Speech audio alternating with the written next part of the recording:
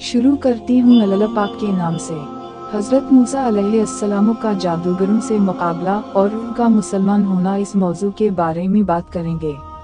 आखिर जब वो हर तरफ से तंग हो गया तो उसने तमाम मुल्क में ढंढोरा पटवाया, बड़े बड़े जादूगर को बुलाया, चारों तरफ दौड़ा दे और ईद के दिन सब के सब जुमा हुए। और अब एक फरून था, इसकी दरबारी शाही फौजी और इसके कौम। दूसरी तरफ गरीब और बेकिस हज़रत मूसा अलैहिस्सलाम और हारून अलैहिस्सलाम थे।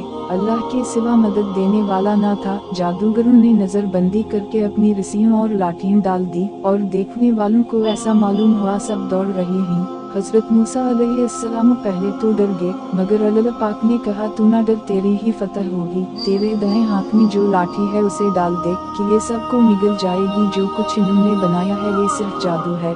जहाँ अल्लाह का हुक्म आ जाए वहाँ जादू काम नहीं करता। जो ही इन्होंने लाठी डाली, असदा बिन के उनको निगल गया।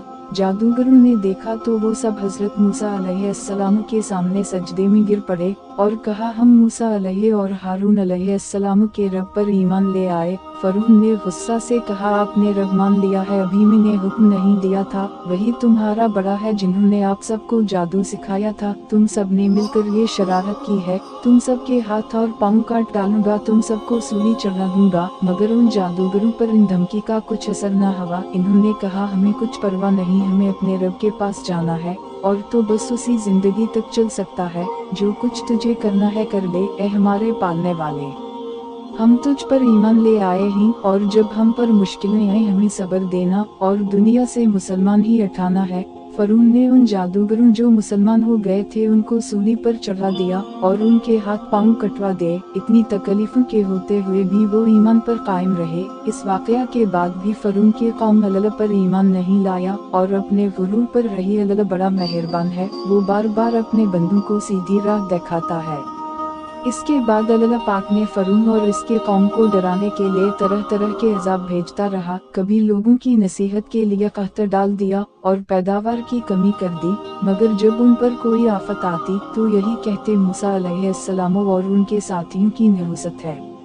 और ज्यादा समझाने के लिए उन पर वबा, टिड्डियों, मेंढक और खून की निशानियां भेजी। मगर जब उन पर कोई अजाब आता तो हज़रत मूसा अलैहिस्सलाम से कहते, आप हमारे लिए दुआ करें, अगर अजाब टल गया तो हम जरूर मुसलमान हो जाएंगे। मगर इनकी हालत ये थी, इधर अजाब टला तो उधर वो इकरार से फिर गए। जब इनकी हद हो गई तो अल्लाह के हुक्म से हज़रत मूसा अलैहिस्सलाम अपनी तमाम कौम को लेकर रातों रात वहाँ से निकल खड़े हुए।